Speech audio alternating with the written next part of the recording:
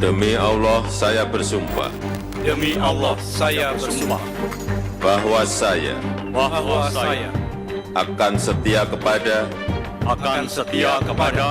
Undang-Undang Dasar Undang-Undang Dasar Negara Republik Indonesia Negara Republik Indonesia tahun 1945, tahun 1945 serta akan menjalankan segala peraturan perundang-undangan segala peraturan perundang-undangan dengan seluruh-seluruhnya demi dharma bakti saya kepada bangsa dan negara.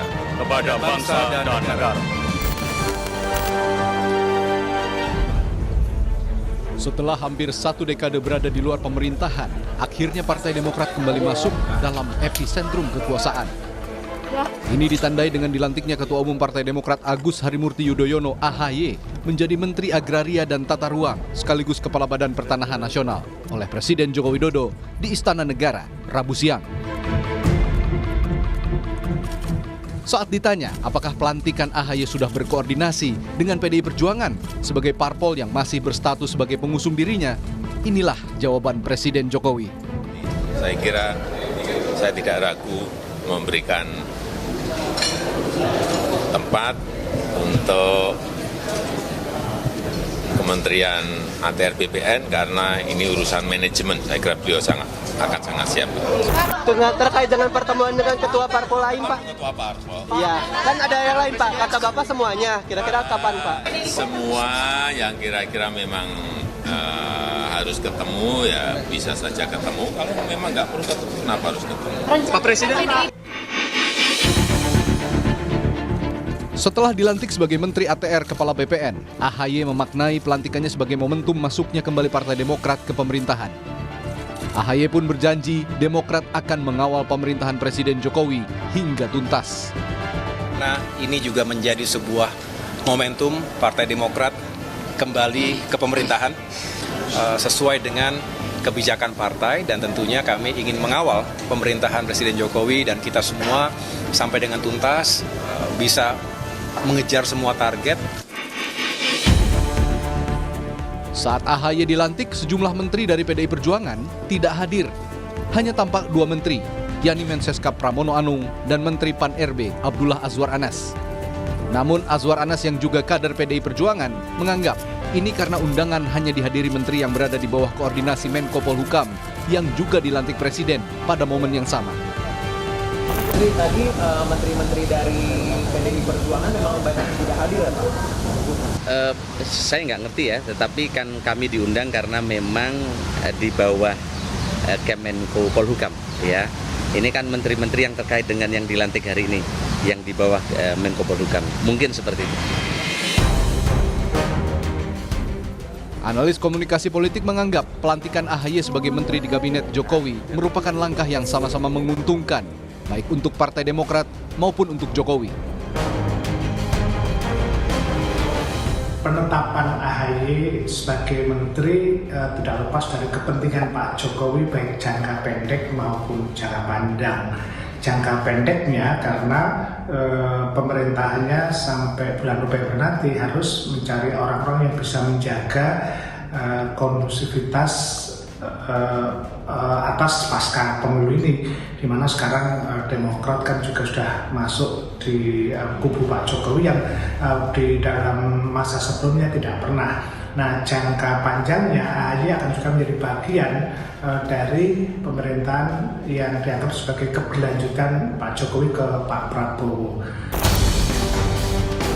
8 bulan lagi, masa jabatan Presiden Joko Widodo akan berakhir. Lalu benarkah masuknya Demokrat di sisa waktu sebagai langkah Jokowi untuk mengamankan transisi dan keberlanjutan pemerintahan? Tim Liputan, Kompas TV, Jakarta.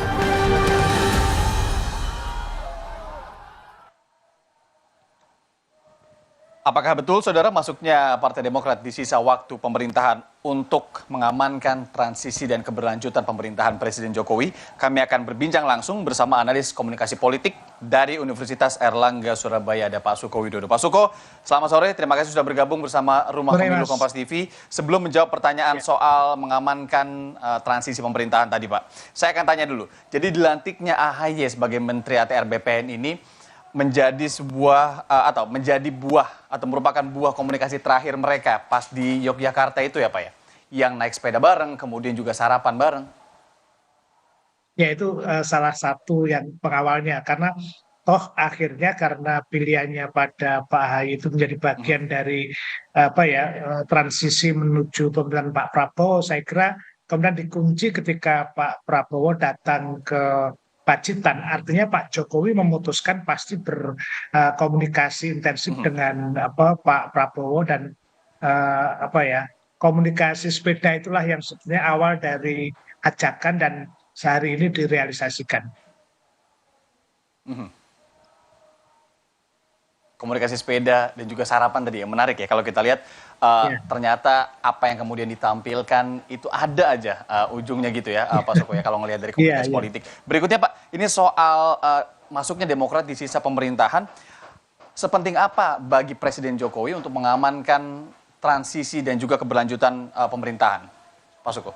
Ya, saya coba melanjutkan yang pertama. Jadi pada proses Pak Jokowi memang dikenal sebagai selain beliau juga lobby yang bagus ya lewat cara bersepeda. Dia paham sekali strategi kultural yang dia lakukan, mengajak Mas Ahy dengan bersepeda, makan, dan cara-cara itu yang ditempuh untuk agar bersifat intim. Dengan intim itu maka bisa dari hatinya dan bisa buat keputusan.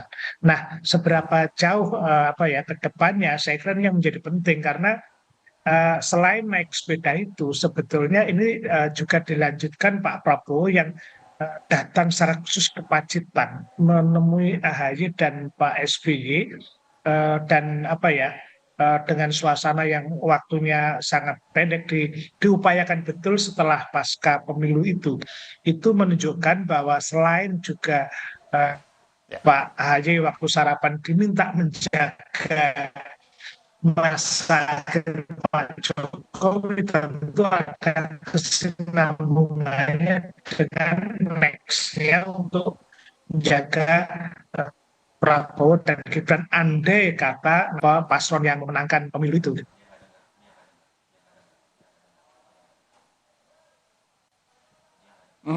Pak Suko, saya tadi agak kurang jelas sedikit mendengar pertanyaan Anda beberapa saat terakhir soal yang bersepeda tadi terakhir. Tapi kalau untuk melihat yang Anda sebutkan tadi, ketika Prabowo secara langsung dalam kegiatan atau jadwal yang sempit setelah ia kemudian versi quick count gitu ya dinyatakan menang, sudah juga selebrasi, ketemu langsung sama SBY dan AHY di Pacitan. Apa yang Anda baca dari komunikasi itu?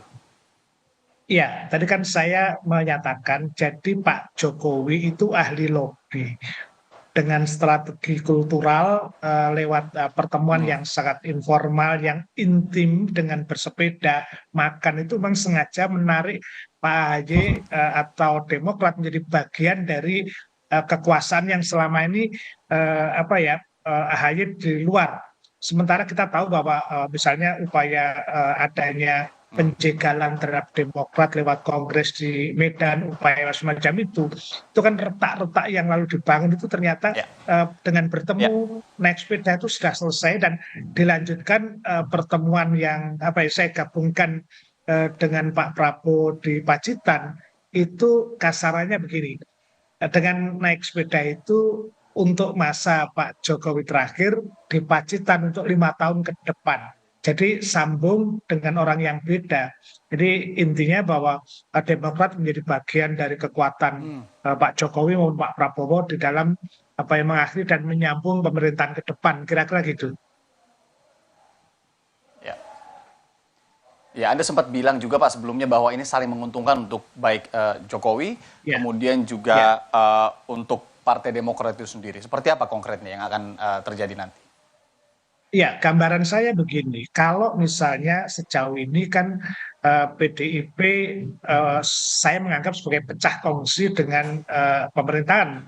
Meskipun orang-orang PDIP masih ada di pemerintahan, di menteri, tapi setelah huru-hara ini dan sekarang muncul hak angket, ide-ide semacam ini kan Pak Jokowi butuh sebuah energi kekuatan untuk jaganya atau untuk bersiap-siap menghadapi situasi itu.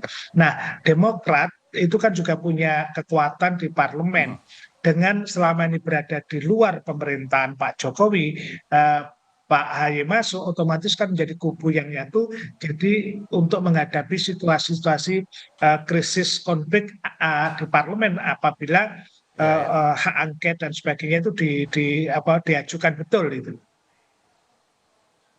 Menambah kekuatan dari kekuatan Berarti di Pak parlemen Jokowi kalau Anda lihat di dinamikanya luar ini juga akan lumayan kencang begitu Pak, atau keras. panas, tapi kalau dilihat dengan masuknya Demokrat juga ke pemerintahan, apakah ini kemudian Anda bisa sebut sebagai pengamanan di parlemen juga Pak, dalam beberapa bulan ke depan ini? Oh ya, pengamanan dengan mengganti. Politik itu kan dalam situasi koalisi dan tidak itu kan seperti zero sum game. Ketika Demokrat nanti masuk di Pak Jokowi dan andai kata PDI kemudian beroposisi atau Nasdem masuk di sana, kan hitung-hitungannya kan berarti nambah kekuatannya Pak Jokowi. Jadi bisa diamankan untuk menghadapi situasi itu. Karena itu jadi masuknya AHY sebagai menteri bukan di eksekutif tapi otomatis membawa kekuatan Demokrat masuk di dalam koalisi itu.